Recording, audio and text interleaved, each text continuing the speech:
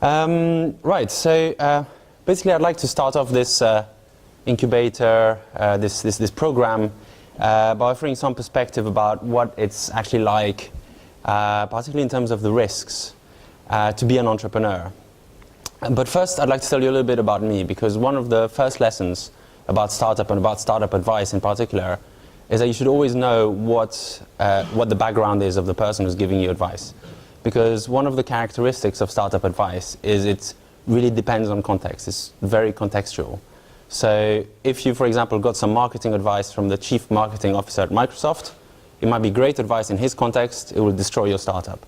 So make sure you always know where people are coming from when they're telling you, you should do this or you should do that. So I'd like to start by sharing a little story. Like all good stories, it has a protagonist. Engaging, friendly, smart, good-looking, me. It has twists and turns, and through the story the protagonist learns some hard lessons and overcomes adversity, hopefully, and lives happily ever after. I'm still working on that last bit. The story starts in a depressingly familiar way. After doing a degree, I went into the typical career path, which is to go into consulting, working at a big bank. And well, I wasn't very satisfied with that work. It was challenging, but it was kind of not very fulfilling. I spent most of my time solving problems that were completely artificial. I didn't feel engaged by the work. I felt like I was wasting my time, basically. And so I was looking for something else. And first I looked around in other corporations, and I realized actually Accenture was not too bad as far as corporations went. I could probably find much worse elsewhere. And then I had this idea of starting a business. Somehow the idea entered my mind. And luckily around that time, one of my good friends approached me and said, hey, I've got this business idea. Why don't you join me and start this? So that was the beginning of it for me. And so I became a startup founder, although I didn't really know about it at the time. I didn't know there was even that term. This was back in 2007. And even in London, there was a very, very beginning of a startup scene there, and I was completely unaware that there were other people who started businesses like that around me. So this is a very exciting time for me. I felt very ambitious, like everything was about to work out really well for my life. Finally, I would achieve my ambitious dream of going to the beach and sipping piña coladas every day. And it seemed really easy. You just build a product that provide something of value, and you get people to look at it, and then they pay for it, and you make money, and there you go. Everybody's happy, and you become rich, and it seems silly. Why doesn't everybody do this? You know, it was such an obvious thing to do. This is where you have a bit of a. If this was a movie, you'd have a bit of a montage. You know, the kind of thing with some fast-paced music, where you see me waking up at 4 o'clock in the morning, coding up on my product, going to work, coming back, doing some more coding, building this product, and eventually launching the product. And how many people here have already run a business? Okay, so you guys, and you as well, yeah. You guys will probably have noticed there's a small but important piece missing in all this, which is the bit where you actually talk to customers and find out what you should build. We kind of skipped that bit. We didn't even know it existed. So we built this product without any kind of customer input, without a single customer even knowing that it was going to be built before it was released. And so as a result, rather predictably, it was a bit of a flop. Now my friend was quite good at marketing, so he managed to drive quite a lot of traffic early on to the site. So we got some early sales, but they didn't stick around because the product sucked, basically. So this one was a bit of a failure, a bit of a disaster. So end of the first act, the protagonist has taken a good beating, struggling to make it to Act 2. Luckily, I had another friend who was there who also wanted to start a business. And this time, it was going to be different. We weren't going to be making the same mistakes again. We were going to be making a whole different set of mistakes. This second business was called Wubius, and it was basically a collaboration tool for the construction industry, like Basecamp for architects, if you want. And this time we got users involved right away. Within 2 months of starting to code, we had real live architects using our stuff on their real live projects. It grew really well. People loved it. People loved us as well because we represent something fresh in the construction industry, which isn't exactly known for its sort of fresh approach to technology. And we thought everything was going great. Our user base was going up. You'll see some graphs of the user base going up on Saturday. And then we switched on the billing. And that was our learning experience for Wubius. Because what we found out when we switched on the billing is that there were quite a lot of people in our sort of target user group who wanted to pay for this product, but not the ones that we built the product for. So the ones that had given us all the feedback had not been paying anything. They were free users, and they weren't interested in starting to pay now for something that they hadn't paid for before. There were a few that upgraded, but most of them were not interested in paying. On the other hand, there were a lot of people in the construction industry who were very willing to pay a lot of money for this type of product, but they wanted a completely different set of features from the ones who were free users. So this is another thumbs down, unfortunately. Another painful experience. There, what I learned was that price is a selector. It selects which user group you're looking at. What I'm learning from my own experience right now is that when you have a business that is making money, you don't even look at free products as a dependency because you want something that's going to be around. I mean, you might consider some free products that have amazing reputation, but most of the time you'll want something where you're paying money, they're delivering value to you, you know that the business transaction is working, and so you're not even going to look at free stuff. So that was the lesson from Wubius. And then the third one, Grantry. So this is what I'm running now. And this time we started very differently from the other two. This time we started with sales first. So my co-founder had this thing that she'd been selling. She thought she could go and sell it on her own. I looked at it, I said, I can probably deliver that. She went and sold it. We didn't even write a contract until there was somebody to show the contract to. We didn't put a website until we realized people were trying to look us up and not finding a website. It was a crappy website that was just there as a placeholder, just so we had something. And basically everything in this business has come on the back of sales. So first, we go and we find the client, we get basically as close to them paying as possible, and then we go and build the stuff behind to serve them, to give them what they want. So this one is actually going pretty well. It's profitable, it's been hiring people, growing. So this one is looking good, gets a thumbs up. It means that finally I can live my dream, which I found out is nothing to do with beaches, but actually involves just giving lots of money to Apple every once in a while. Yeah, so that's kind of my startup story. If you take one lesson from these three startups, if you take just one lesson from this story, it's the following. Your startup isn't proven. You don't know whether your startup is working until you've closed the loop of creating something, delivering it to customers, and getting paid for it. Whether it's users that you're gathering and selling to an advertising network and getting paid for that, or it's a product that you're selling directly to people or to companies, until you've got that whole loop closed, you don't know whether you're successful. So when you're early in your startup, all your focus has to be on closing that loop, because that's what's going to make you get you to success. And anything that's not helping you to close that loop is basically a waste of your time. It's distracting you from the objective. So with this in mind, let's get back to the topic of the day. The crazy risks of being an entrepreneur. Now, I don't know how many people have heard this metaphor that starting a startup is like jumping out of a plane and trying to build a parachute or a plane on the way down. Hands up if you've heard this before.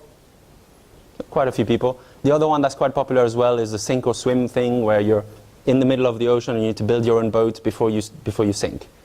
It's a nice metaphor. It sounds kind of cool. It's quite catchy, and it has a number of implications. One is the idea of a horrible and violent death. Now, obviously this isn't a literal meaning, but these kind of images influence how we think. And if you jump out of a plane and you don't manage to build that parachute, you're going to be pretty flat at the end of it. You're not going to jump again, which is the other point, the next point. that you have just one shot. Because if you fail to build that parachute on the way down, that's it. You know, you're not going to do that again. Another implication of this is this idea of a binary outcome. Either you survive or you don't survive. And there's not really anything in between based on that image. Another implication of it is it's incredibly scary. I mean, I don't know how many of you have tried jumping out of a plane. I haven't. I don't think anybody could ever convince me to do that. But it seems pretty scary to me. And conversely, obviously, if it's that scary, then you must need to be a hero to be doing that kind of stuff. It must be only really amazing people like Steve Jobs and Bill Gates who go and build successful businesses. And finally, probably the most pernicious idea that comes out of this metaphor is the idea that it's more risky than doing something. That's a very risky thing. So let's break this down point by point and see what we can learn about entrepreneurship from this and comparing it with actual reality. So the first one, the horrible and violent death. Now, as I said, it's not meant to be taken literally. It is just a metaphor. But the metaphors that we use have a way of influencing how we think. And if we don't choose our metaphors carefully, we let them drive our actions. The reality of startups is that it's nothing like jumping out of a plane. There's no horrible and violent death. It's probably more like learning to ride a bike. So you might fall a few times. You might even hurt yourself a bit. But most people have gone and learned how to ride a bike. There are ways to reduce the risks. And most people eventually figure it out. It's not as crazy as jumping out of a plane. If you look at the end of a startup, it's not at all a terminal event that ends your life and that's finished, your life is over and you're never going to do this again. I've been myself through 2 startups that finished, and I know a number of people who have done that as well. And usually what you see is that when the startup finally dies, people feel relieved. They're like, finally, this weight of on my shoulders is thrown off, and I can finally go and focus on something else. Because usually people quit way, way too late. Usually you won't find anybody who says, oh, I should have quit 6 months later. They always say, I should have quit 6 months earlier. So by the time they finally give up, it's a relief actually. And it's exciting as well, because suddenly you have all these possibilities that you've been pushing back and ignoring that you can suddenly start focusing on, because now you have the time, you have the attention, you can actually try to start something new. So it's actually quite exciting if your startup dies and you start the next one. The next idea was the just one shot thing. And that is a really dangerous one, because obviously it's going to shape how you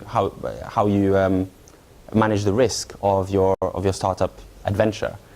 If you think you have only one shot, then you're going to take stupid risks trying to make everything work in this one shot that you have.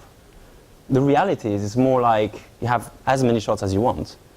So long as you don't actually shoot yourself in the face, you can keep shooting and shooting and shooting and trying again and again to build a successful company. There's an interesting related sort of myth to this, which is the myth of the serial entrepreneur. For some reason, the startup community seems to think that serial entrepreneurs are the exception. My experience from all the entrepreneurs that I know is I don't know any of them who's not serial. And if you look at all the famous ones, they're all pretty much serial as well. So it seems to me that the myth of the serial entrepreneur is just a myth, but it's a pretty enduring myth. Let's try and put it to rest. So I think it kind of originated in a Paul Graham, or in a series of Paul Graham articles. Paul Graham, for those who don't know, is the founder of Y Combinator, probably one of the most successful incubators, probably the most successful incubator in the world.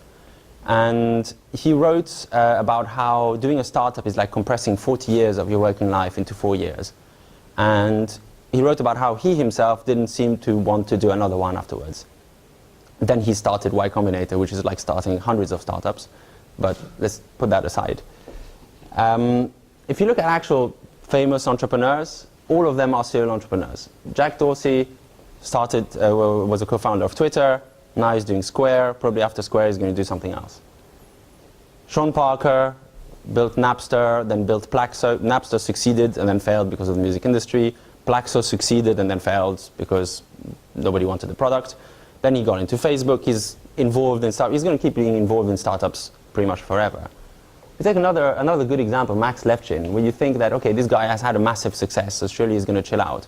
Well, first of all, Max Levchin, who's the co-founder of PayPal, had started 6 businesses before he started PayPal. And what did he do after he left PayPal? He started more businesses. He started Slide, which sold to another company a couple of years ago. I don't know exactly what he's doing now, but I'd be very surprised if we don't see another business by Max Levchin coming out pretty soon. You might say that there are counterexamples, like people like Bill Gates or Mark Zuckerberg. But the thing with Bill Gates and Zuckerberg is, first of all, they didn't just start a business. They started something so gigantic that calling it a business is almost an insult. And secondly, with Bill Gates, we never got to find out what he would have done if he had had the opportunity to start something else. Because Microsoft was so huge, it deserved his whole attention. It was going to be pretty hard to top Microsoft after leaving. But we have actually an example of somebody who did get kicked out of his massive success. Steve Jobs got kicked out of Apple, and what did he do? He started Next, he bought Pixar, and then he got back into Apple. So I think the truth, if you look at successful entrepreneurs, they're not trying to compress 40 years of work into 4. It's more like they're trying to compress 400 into 40. And that would be a more accurate metaphor, because once you get used to it, you can't really stop, because it's fun. So in conclusion, don't hit yourself in the face with a bat, and keep swinging. Next idea, this idea of a binary outcome, the sink or swim, or there's a crash down to the floor, or survive. There, the idea is that there's nothing in between. Now, I have some hard truths for you. Probably most of you, probably none of you, probably all of you will not become startup billionaires like Mark Zuckerberg. I'm sorry, it's the truth. Conversely, most of you will probably not be living on the street because you failed your startup. Most of you will be somewhere in between those two extremes. And the reality of running startups is that success is not this kind of binary thing. It's, first of all, it's a very relative thing. It depends on where you are in your life. And it's something where, so long as you play your cards right, you might not achieve what you want as success, but you still achieve some kind of outcome that's still positive for you. To give you an example about this success idea, one idea that's very viral, very popular, is the idea that you have to build a billion-dollar business. Now, I don't have anything against billion-dollar businesses, but they're very, very hard to build. And if you're just starting out on your first business, there is a chance you might build the next Instagram and sell for $1 billion to Facebook. But it's a very, very small chance. It's like 1 in, I don't know, 10,000 or 100,000. But there is a much higher chance that you might build a business that gets you to whatever the next stage you want to get to in your life is. Now, if you were, for example, a student, if you manage to make a startup that makes 2,000 euros a month, that's a success, I would say. If you're in a job in the corporate world and you manage to create a startup that pays your salary and allows you to have the lifestyle you want, that is a form of success. If you create a business that doesn't get to $1 billion, but hires people and grows and is interesting and makes you feel like you're doing something worthwhile, that is a form of success. And there's all these different grades of success between failure and massive success, or what I like to call an epic success, like Facebook. So it's not a binary outcome there. Next, the scary thing. So, are there scary moments in startups? Sure, there are moments where you're a bit scared about what's going on, because things are a bit out of control. You've got a big meeting the next day with a client that might be worth $1 million or something, and you don't know what's going to happen, so the uncertainty is a little bit scary. Is it anything as scary as this? Not a chance. I mean, having a meeting is a little bit stressful, but it's nothing like throwing yourself off a cliff or off a plane. And more importantly, in startups, you don't actually seek out the scary bits. You try to avoid them. You try to minimize the scares. Whereas these guys are obviously out there just to get scared. Where does this scary idea come from? My theory is that the way this idea that entrepreneurship is scary came out is a bit like campfire horror stories. So it's things that people tell each other to make themselves feel more secure in the choices that they've made. So I reckon it comes out probably of the corporate world. to reassure each other that they're making the right choice to stay where they are. Certainly when I left Accenture, I felt terrified about going and being on my own, because all the wisdom around me was that going and being on your own is really scary, really risky, really dangerous, like jumping out of a plane, and so it's quite terrifying. Reality is it's not scary, it's exciting. Next idea, the idea that you have to be a hero. So if it was that scary, you'd have to be a hero, but the reality is you're not really. You don't have to be Superman to run a startup. You don't have to be Steve Jobs. So I work with a lot of entrepreneurs these days. As part of my business, Grand Trees, I help companies to raise government funding. So I work with a lot of startups, and I get to see experienced entrepreneurs, less experienced entrepreneurs, and of course meet them at networking events as well. But I get to work with them, so I get to really see how they work. And entrepreneurs are people like all the people in this room. There's nothing so special about them. If you look at Bill Gates after 40 years of running Microsoft, sure, he's probably a bit intimidating. Well, I don't know, I've never met him. I don't know if anybody has. I'm sure he's a very nice guy if you meet him in person. But he might seem a bit intimidating because he's so far along his career. But if you looked at Bill Gates, or actually Bill Gates was a bit weird from what I understand, but if you look at, say, Larry Page and Sergey Brin before they started Google, they're probably just people like the people in this room. And there's nothing that special about them apart from them being smart and having some good ideas. So last one was the idea that startups are more risky than the alternative. I'll get back to this one a little bit later. First, I'd like to talk a bit more about what is the truth of running a startup, what it actually feels like. Now, if you ask any entrepreneur, especially one who's used to work in a corporate environment, what entrepreneurship feels like just after they've started, they'll tell you, if they're honest, that they're completely terrified. But if you ask them again a year later, what you'll get is more like, this is the best time of my life, I can't believe that I didn't do this before, this is so exciting, I'm getting to do all this stuff, like I feel like I'm making progress on my life. You get all this kind of positive vibe. Whether that's because they've self-deluded themselves into the idea that their startup is actually successful or not is another matter, but the point is, they're certainly not scared or cowering in the corner while running a startup. It's a very exhilarating experience.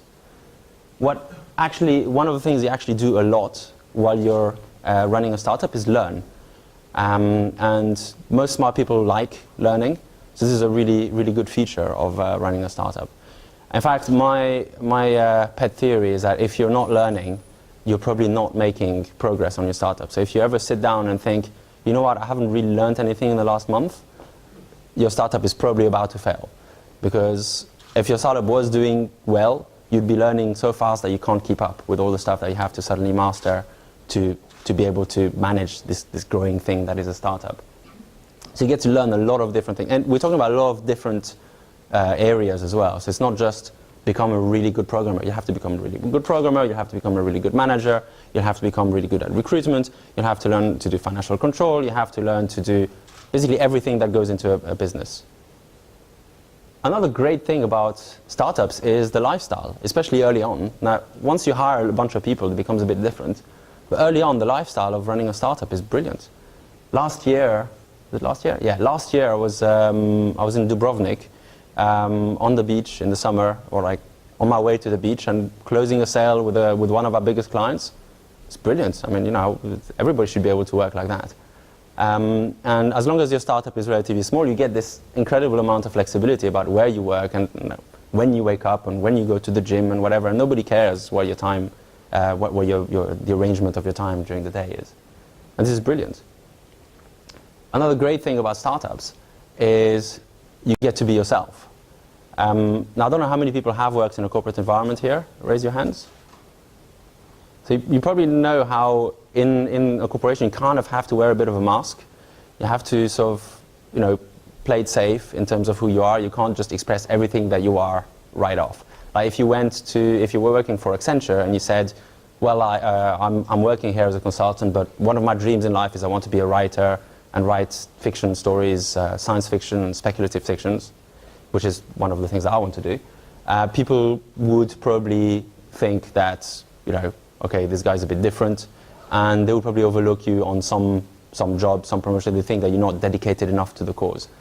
And you definitely get this vibe in the corporate world that you have to be the same as everybody else. In the startup world, it's actually a positive to be different. Because if you're not different, you don't stand out, and nobody's going to notice you. And everybody accepts that people have their own quirks, and that just because they're passionate about doing a startup right now doesn't mean that that's the only thing they're passionate about. In fact, if you meet somebody who's into startups and all they're into is startups and they're not into anything else, either they're lying to you or they're a really one-dimensional person and you're going to be very bored for the next hour or so. Finally, almost finally, related to the learning, you get to do a lot of things. So just 2 months ago, I injected myself into the sales process of my startup, of Grantry, and I got to turn myself into a salesperson, go and send lots of emails, take lots of calls, basically do sales, become a salesperson. Then I satisfied myself that the process was sound. I went and hired a salesperson to go and do that instead of me, and now I'm moving my focus somewhere else. This happens really regularly with startups, especially once it starts growing. There's area after area that requires your attention, and you get to really immerse yourself into every aspect of running the business. And if you're the kind of person that likes variety, this is brilliant. This is a great feature of startups. Politics, office politics. If you're running your own company, first of all, when it's early, when it's small, you don't have any office politics, because it's you and maybe 1 or 2 other co-founders. If you're having office politics at that point, you probably need to start a different startup. But even later on, you have very, very low level of office politics, and you have control over it, because usually you're at the top of it, so that kind of helps.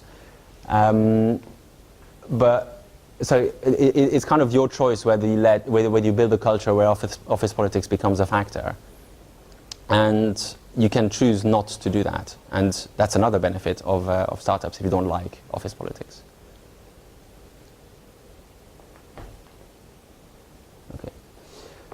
And so on. So there are many other benefits of running a startup, and the thing is, if you talk to different entrepreneurs, you'll get a different set of answers about what they love about running a startup from each person. But the key is that each of them is going to say that they love something or a set of things about running a startup. You're not going to find many entrepreneurs who say, yeah, running a startup is such a drag, I wish I was doing something else. It doesn't happen because it's so much fun and it's so exciting. It's all those things happening. How can you be bored? So really, running a startup is not scary. It's more like exciting. It's like moving to a new city. There's all these possibilities, all this anticipation, all this excitement, all this newness. And there is uncertainty. And that all combines to make a very exciting adventure, but not a scary one. So with that in mind, let's get back to the risk element. So what I call the most pernicious idea of this jumping out of a plane thing. The idea that entrepreneurship is more risky. Now, to me, this seems like another idea that kind of evolved outside of the world of entrepreneurs, probably in the corporate world, for people to validate their choices, because you need quite a lot of rationalization to validate that this is where you want to work every day. And looking at it is plainly not true. Often you get this idea that entrepreneurship is risky because people quote these startup failure rates. You get also different values depending on which study you look at, who you ask, whether it's 95% or 40% or 70% who fail within 4 years or 5 years or 3 years or whatever. You always get somebody quoting that X% of startup will fail within Y years. And certainly that's true. Startups do fail. Startups are risky. But I've got some more good news for you guys. You're not startups. I'm not a startup. Vukashin is not a startup. None of you guys are startups. You're people. You're entrepreneurs. Your job is to start startups, not to be a startup. So when the startup dies, it doesn't mean that you die with it. It's not like a sinking ship. Again, that metaphor. It's your career as people is to go and start startups, as many as it takes for you to manage to make one that works. So let's look at this career and compare it to the typical corporate career from a few angles. The job security, the upside, and the career security as well, which is probably the most important. Now, you can get fired. I don't know if anybody knows where this is from. This is The Apprentice in England. So it's probably a bit culturally specific. But anyway, this is Alan Sugar, the founder of Amstrad, who runs The Apprentice. It's a show where people get fired. So he usually points at them and says, "You're fired." People sign up for that. Now, running a startup, sure, you might end up being fired in the sense that you might fire yourself because your startup doesn't have the money anymore and it's a failure and you decide to call it a day. And then you sit yourself down and you have a drink and you say, "Okay, I'm fired." But that hardly comes as a surprise. You know, it's if you haven't seen it coming for the 12 months before that, when your money was slowly going down, then maybe you probably shouldn't be an entrepreneur. But compare that to the corporate world. There, your job can go for any reason that's completely outside of your control. You could be doing just fine, but the CEO of the company met you in the corridor and didn't like you and said, "You need to fire this guy." That could happen. You could be doing really well, but your division isn't doing very well and somebody decides to can the whole division. You get fired. Your division could be doing really well, but some other division in the company is doing really badly and they decide to reorganize, get rid of half your division anyway. You're fired again. And you have no control, no visibility. You don't know when any of that is going to happen because it's completely opaque to you. In a startup, you don't get this kind of opacity. You get to see that stuff coming. Next, the upside. Now, there is a myth that, for example, in careers like banking, you can earn enough to extract yourself out from the rat race and retire at 30 or something. The reality is that there's very, very few careers in the corporate world that are going to make you the kind of money that allows you to go and do what you want.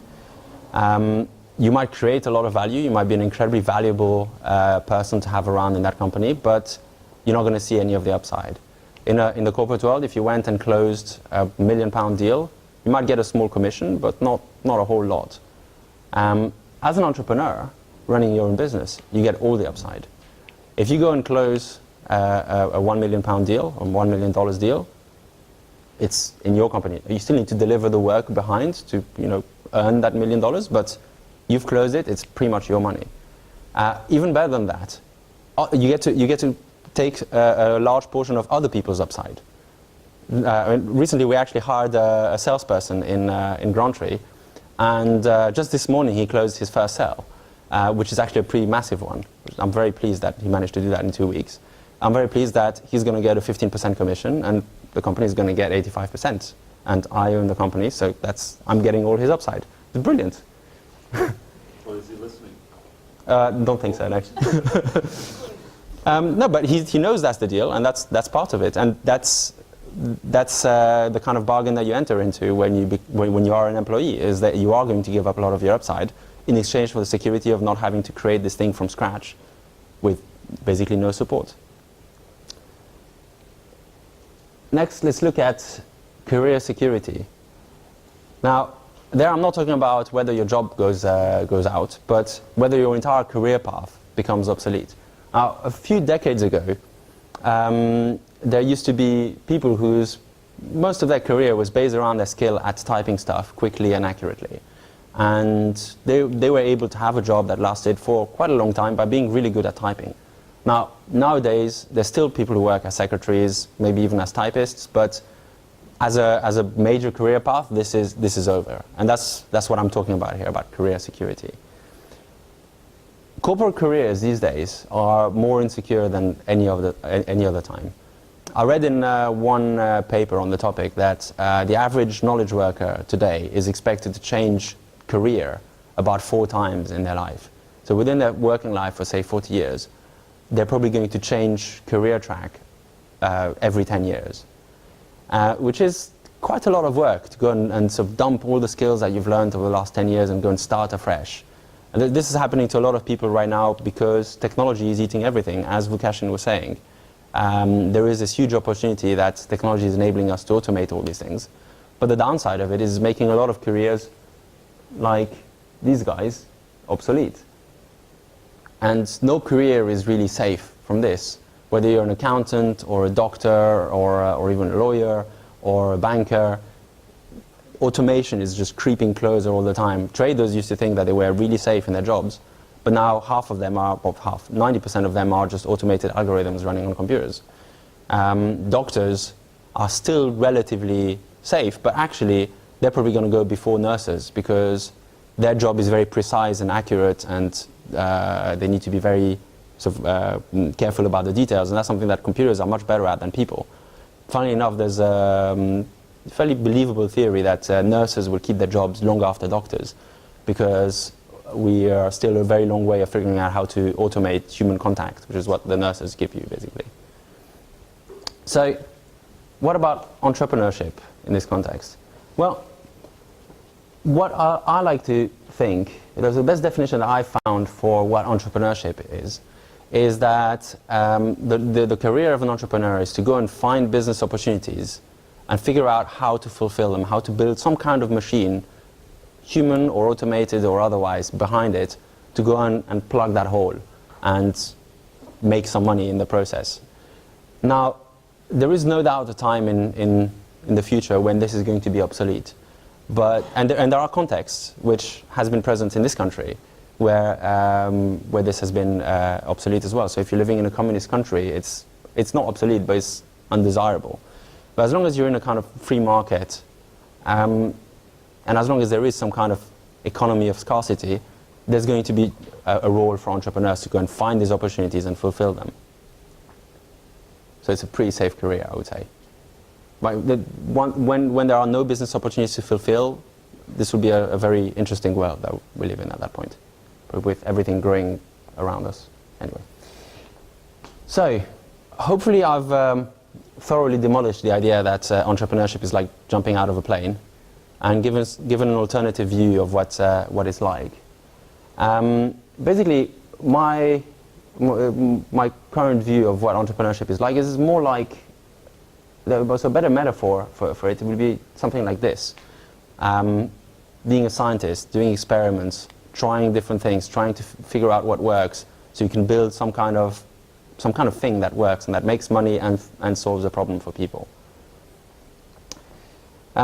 It's not as sexy as jumping out of planes, but hopefully it helps you to make better judgments about how you should lead your life as an entrepreneur. So I'd like to close with a couple of principles for how to maximize your chances as an entrepreneur. And there I'll mention also, at one point I had dinner with Joel Spolsky of Joel on Software. And he actually spawned a line of thought that caused me to write an article that became this talk. Which was that he pointed out that in his experience of entrepreneurship, and Joel Spolsky presumably knows a lot of entrepreneurs, all the ones who have stuck at it, all the ones who have kept trying, have succeeded eventually. So if you look at it this way, entrepreneurship is a very, very good career and very safe career, and one very likely to succeed so long as you keep doing it. So then that's what the principles should help you to do, to keep doing it. So the first principle would be that you have to realize that you're going to be doing this again and again and again. So don't take stupid risks. Especially don't take stupid risks thinking that you're just doing it this one time. Because if you take stupid risks right now, you're probably going to do it next time, tomorrow, next year, next startup. It's a kind of mindset to take silly risks. In fact, the better way to look at it is that you're in this for the long term. So one way I like to look at it is that you shouldn't take bets that have short-term upsides and long-term downsides. You want to take bets that might cost you a little bit in the short term, but will return more in the long term, because you're still going to be doing this in 2 years, 3 years, 5 years, 10 years, possibly even longer. So don't go and try to maximize what's happening right now at the expense of tomorrow, because tomorrow comes a lot quicker than you think. And the next one is, since this is a long-term thing, and there are so many things I need to learn in order to be a successful entrepreneur, we'll work on learning all these many different skills that you have to be competent at to be an entrepreneur. I have a blog post actually about the startup skill set where I outline my view of what is the core skill set of an entrepreneur. I'm not going to go through this. It would be very boring to just go through 12 different skills in a presentation. But you can Google for it, just search startup skill set and you'll find it. But there are a lot of different things that you need to know as an entrepreneur to have a full skill set. And you won't know most of them when you get started. But if you look at this as a long-term venture and you sort of try to create yourself a plan for filling those gaps, it will help you become better and better and better with time. Okay, that's all I have today. I hope the perspective is useful to you, and if you have any questions, let's hear them. Thank you.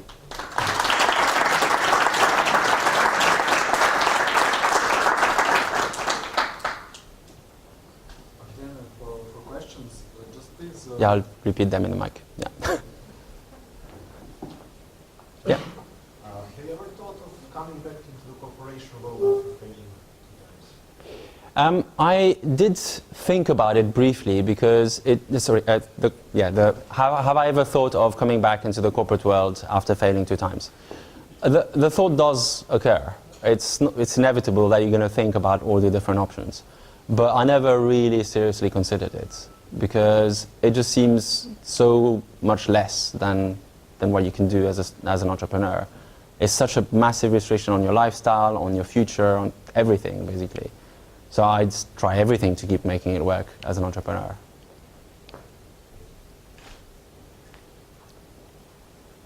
Yeah. On both of your startups, you failed. Did you leave them the time when you were already thinking or working on a new startup, or you left them then after some time to engage with a new startup? So with both of the startups that I left, did I leave them at the time when I was already working on a new startup, or was there a clean separation between them, basically? The answer there is yes and no. The first startup, even though it didn't work for product reasons, also fell apart because of a massive disagreement between me and my co-founder, which you'll hear about tomorrow. There was kind of a point where I clearly wasn't trying anymore on that one. And there was a bit of a flotation period where I wasn't really sure what I was going to do next. There was still a bit of money coming from the startup to me. And then the other opportunity presented itself. I had been talking about that startup to my second co-founder for a few months. So it kind of fell into place there. When Wubius, when I left Wubius, it was because it basically went technically bankrupt. You know, I said that you can only fire yourself and you should be able to see that happening a long time away. Well, you can't see that if you don't actually calculate the amounts properly, which is exactly what happened there. There was money owed that wasn't accrued properly in the account, so we suddenly found out that we were in the red instead of being £30,000 up, so we were £30,000 lower than we thought. And so that was a pretty abrupt ending in terms of me continuing to be paid by that startup. That said, I continued to do stuff for it, trying to help it get back afloat for a while, all the while I was starting Grantry. So I'm not sure if this is a clear answer to your question, but that's my experience. You had a question? I wanted to ask you about, did you ever start a startup with your friend? Do you have any experience in that? Any advice you want to share? So the question is, did I start a startup with my friend, and do I have any experience about that? I do, and that's the topic of the talk tomorrow. So I might leave a lot of that for tomorrow. But yeah, all the startups I've started have been with friends, and I wouldn't consider starting a company with somebody that I don't know very well, because it's there's a lot of tensions that are going to come out of running a startup, and you want to make sure you can stand the other person. Yeah.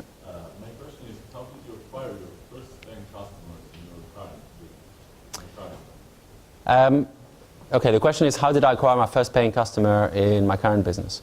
My co-founder, who's an excellent entrepreneurial salesperson, the kind that you can't really hire, you have to bring on as a co-founder, basically managed to sell it even though we had nothing. We didn't we had a contract because we had put it together for a different prospect that didn't turn into a client. But she managed to make the sale against all odds and make it happen, and so we had our first paying customer. It was good old dirty sales. Yeah, so you're not very much familiar with her process of acquiring those customers. Am I familiar with her process of acquiring those customers? But by now I am pretty familiar because I've gone and helped her with. I was helping her with the sales even then. I was sort of doing the technical sales aspect. She was doing the sort of more relationship side of the sale. By now, especially since I went and turned myself into a salesperson for the last couple of months, I've got a fair bit of experience of how to sell our product, and I've been doing that for a couple of years as well. So I am fairly familiar with it by now. Yes. Daniel, could you tell us, give us an example or two about stupid risks that you mentioned that one should not take? Okay. Right. Well, can I give an example about stupid risks that people should not take? One example that immediately comes to mind is to do with health.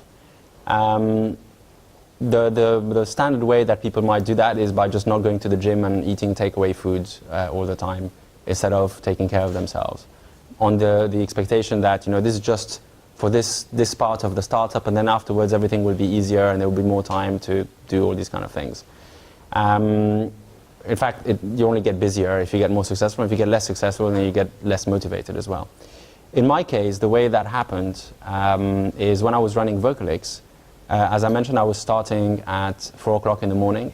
I was working until 7 o'clock in the morning, then having a nap for an hour, then going to work, working all day long until about 6:30, and then coming back home, having dinner, and then just crashing to bed at about 10 or so.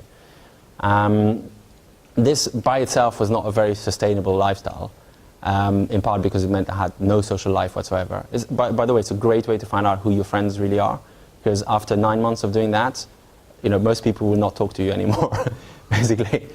But the other silly thing that I did there is I took this thing called modafinil that people might have heard. It was an interesting drug that was quite, that is getting more and more popular, especially among startup circles, which basically helps you stay awake.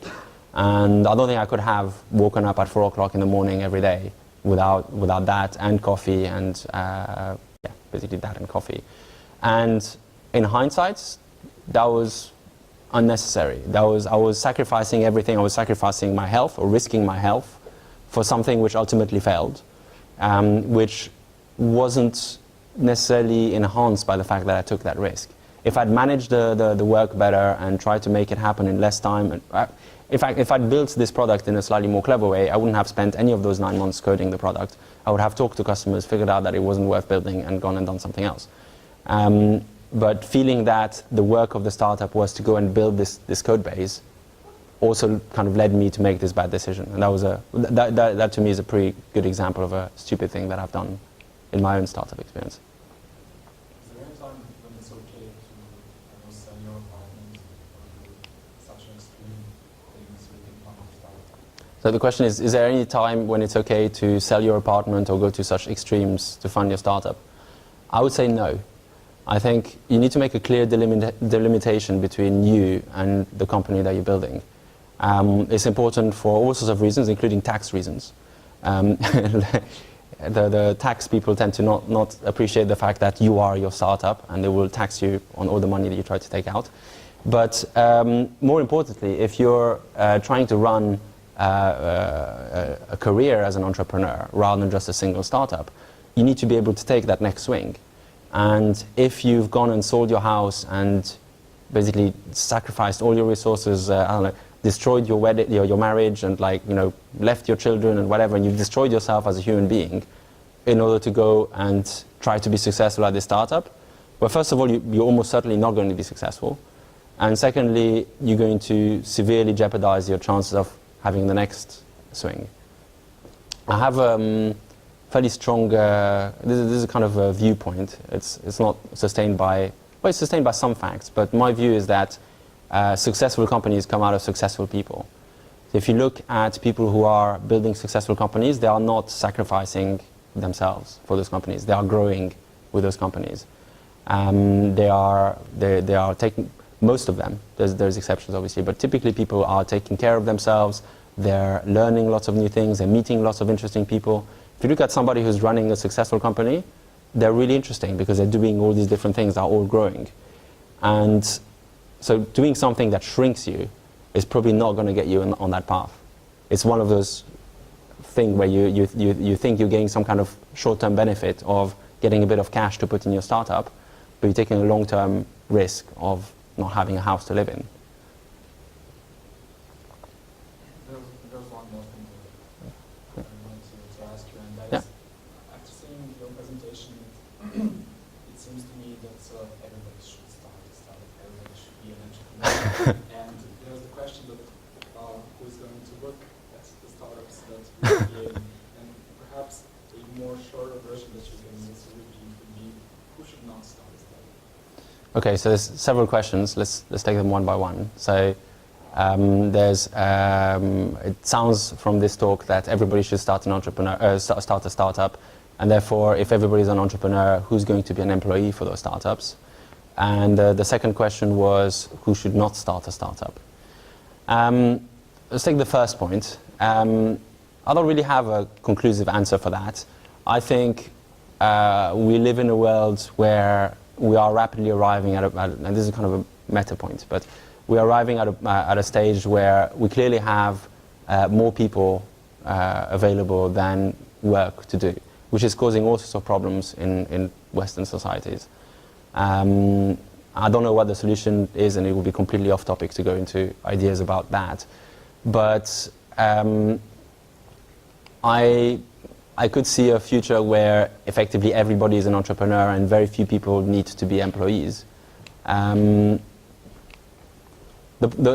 point is, I don't think we're going to get there that soon. I mean, over here, you guys are just getting started building an ecosystem of startups.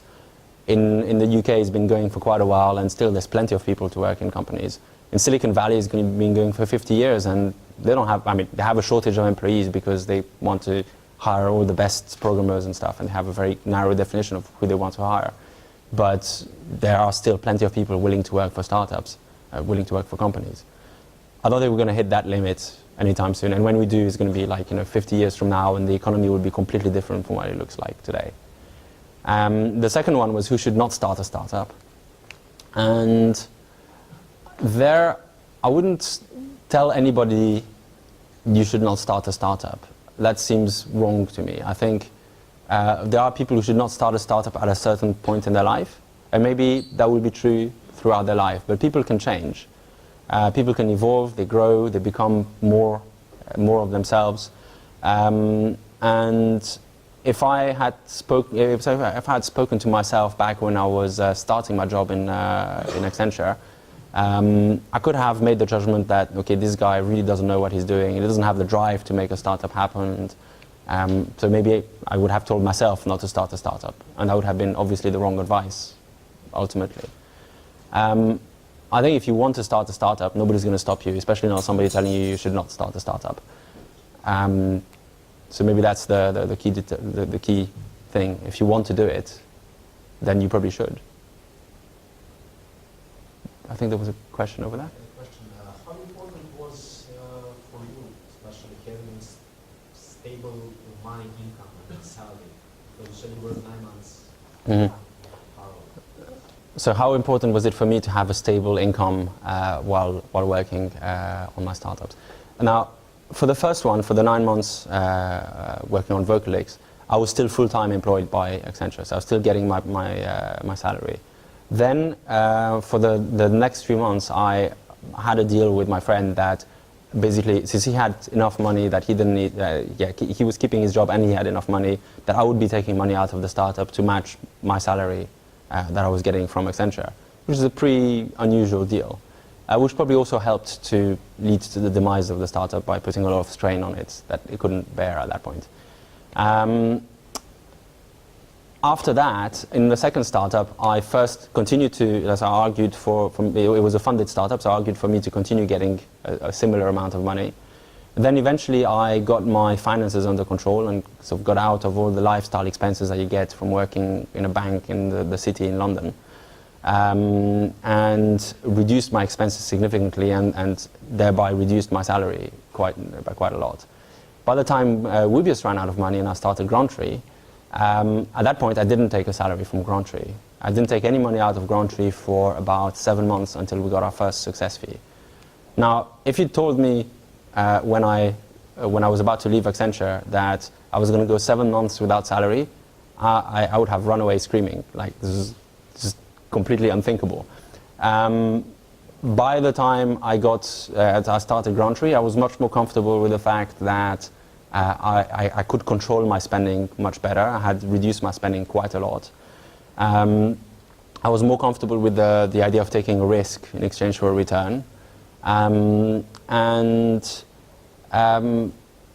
Yes, I just and I was also more comfortable about my ability to recover if this one went wrong. So my thinking was that by then I already had quite a lot of connections in the startup industry, and the plan B if Grantry didn't work out, if 7 months later there's no money at all and it's just not looking like the money's going to come in, would have been to start ringing up people that I knew in the startup industry and say, hey, I need a job, and that would have been the fallback plan. Which is a lot better than crashing on the ground after jumping out of a plane, I think. Is it your advice to have a first regular job and then start working parallel on a startup? Is it my advice to first have a regular job and then start working on a startup? There I really don't have any advice. I think whichever path appeals to you, go for that. I think you can be a successful entrepreneur after working in a large corporation, or you can be a successful entrepreneur right out of university, or while you're still at university, or anywhere. You're going to have different sets of advantages and disadvantages depending on when you start. If you're starting at, I don't know, when you're 50 after a long career going up the echelons of some corporation, you've got a lot of experience, a lot of contacts, you know how to manage people, you know how to work with people much better than somebody who's 18-year-old about to start university. Conversely, if you're 18-year-old, you've got all that energy and all that just insane drive to just work all night and still be able to work the next day, which you can't do when you're 50. So there's different trade-offs depending on when you start, but I don't think there's necessarily any advantage to starting earlier or later. And obviously there's a point where you'd say that it's maybe a bit late to get started. But then again, one of our investors in Rubius was a guy who started his first business when he was 64 after retiring, and then started 2 successful businesses. Worked in construction all his life, and then decided, oh, I'm going to start a business doing this. And then he started another business teaching people stuff in London. Both of them profitable and successful businesses. So there's no age limits upwards or downwards. So now I'm curious, how many of you are working in a regular job, full-time job? Can you raise your hand? And how many of you are entrepreneurs?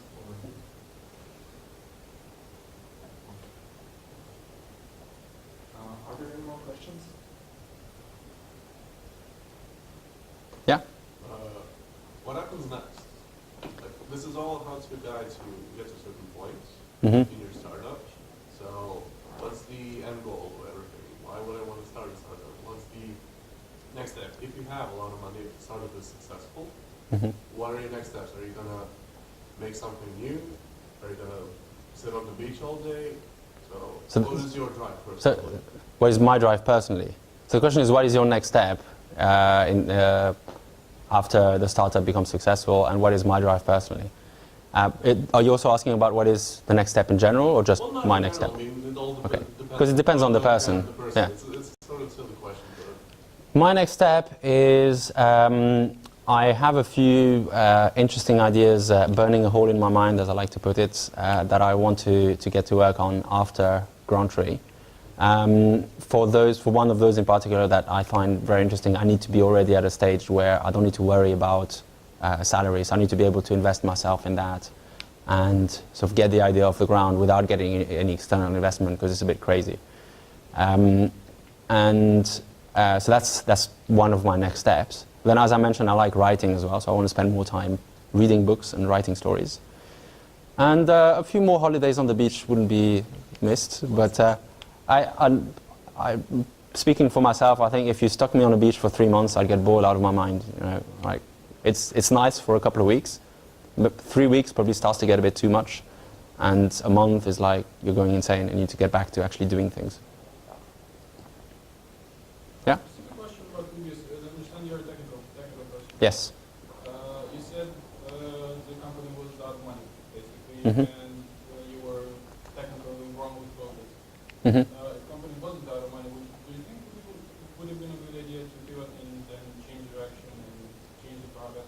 Mhm. So the question is, if Wubius hadn't been out of money, would it have been a good idea to pivot and change direction and adjust to the new market? I think yes, because we actually tried to do that. It's just we ran out of money in the middle of doing it.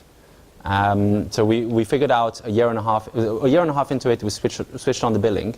Then 6 months, it took us about 6 months to figure out why people weren't buying, why so few people were buying, why even large practices with 100+ people there weren't buying, or they weren't paying more than a few £100 a month, which was ridiculous for the size of the companies that we were dealing with.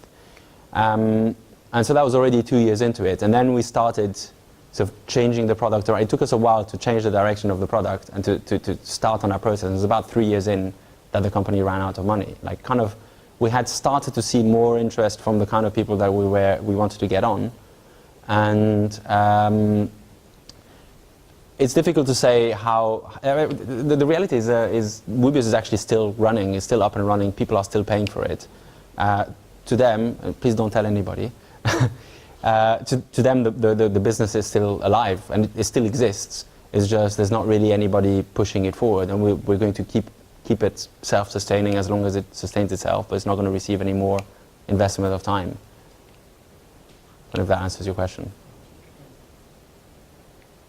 Anyone else? One more. How much time did you spend per failed startup? How much time did I spend per failed startup? That's probably my biggest regret in the startup. Probably my only regret in the startups is not to have failed quicker. Vocalix, I spent 9 months building it, and then it failed within 6 months after launch. It's about a year, give or take. Wubius took more like 3.5 years. So that was a much longer burn to arrive ultimately at the same result. What age did you start it with? I started Vocalix in 2007, so I was 27. If you focus on closing that loop that I mentioned at the beginning much more quickly, you will find out that your startup is a failure much more quickly, and that will save you years of your life of working on an idea that doesn't work, and allow you to move on to an idea that does work. Anyone else? Yeah? When you choose Vocalix, did you have other ideas as well? Why did you choose this particular idea, and how do you pick among ideas?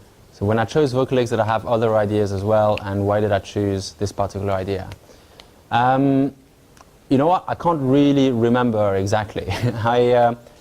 I think I didn't have that many ideas about what business I wanted to start. I kind of wanted to start something that was programming related so that I could use my skill at building stuff. I wasn't very particular about it, and my co-founder came up with the idea itself. So he spotted that there were other businesses making money from this, and so he felt that this was an opportunity worth sort of trying to compete with them and do their product better. And yeah, that's how we came up with that one. So it was his idea rather than mine. Same for Wubius. I started Wubius with an architect friend of mine. So he was the one with the deep industry knowledge of knowing that there is a big problem here that is not solved, that is worth trying to solve. Grantry was more sort of collaborative between me and my co-founder there. Anyone else? One more? You started, you said you were writing code and getting up 4 in the morning, but now you're working sales and you're involved in projects but in a kind of different way. Is that like okay with you as long as being involved in a successful project, whatever you do inside the project? Sorry, I'm not sure I understand the question. Are you asking whether... Does it really matter what you do? I mean, you were writing code, getting up 4 in the morning. Oh, does it matter what I do, or does it just matter whether it's part of a successful... it does absolutely matter what I do. There's the old parable of the 3 stonecutters, which you may have heard. Which is, so this guy he's walking around in the medieval ages. He arrives in a town and there's some people sitting there cutting stone, 3 people cutting stone next to a building that's being built. And he asks the first one, well, what do you do? And the guy is like, well, I'm cutting a stone. He continues cutting a stone. And he asks the second guy, what do you do? And the guy points to a line on the ground and says, I'm building a wall over there. A bit more energy. And then he goes and asks the third guy, what do you do? And the guy turns to him with tears in his eyes and points at the sky and says, I'm building a cathedral. And it absolutely matters to me that I'm not doing something that's just cutting a stone. I don't care how successful I am at cutting the stone. I need to be, doing a larger project that I believe in, that is worth building. The project that I'm working on now, really, is building Grantry, building a business. The work of going and doing sales, or right now I'm jumping back into operations to go and help the guy that we hired to do operations, to help him with it and help him scale that. That work is absolutely within the context of building the cathedral, or the overall project that is Grantry as a business. Okay? Okay, I've got one more to Okay. close the session off. So if you were to go back before you started your first startup and had the opportunity to tell yourself something, and it's not be healthy and it's not don't start a startup, what would be the most important thing you'd like to tell yourself to start a startup? Okay, so if I were to go back in time and give myself some advice, what would that be? It might sound a bit sort of self-referential, but I would say I would download a copy of my blog and give that to myself 5 years ago and say, read all that stuff and don't do all those stupid mistakes. That's what I've tried to do with my blog on stormbad.com. Is a lot of the articles are about things that I've done wrong that could have been done better. A lot of them are about lessons that I've learned that I could have done better. I think a lot of entrepreneurs, all the entrepreneurs who blog or give talks, typically have this kind of feeling that they wish they could have told themselves this stuff a few years ago. And in fact, I wish I could have watched this talk 5 years ago, so that I would have known not to take stupid risks in the short term, and especially the talk tomorrow. But anyway. Okay, thank you very much Okay. for the session. Pleasure.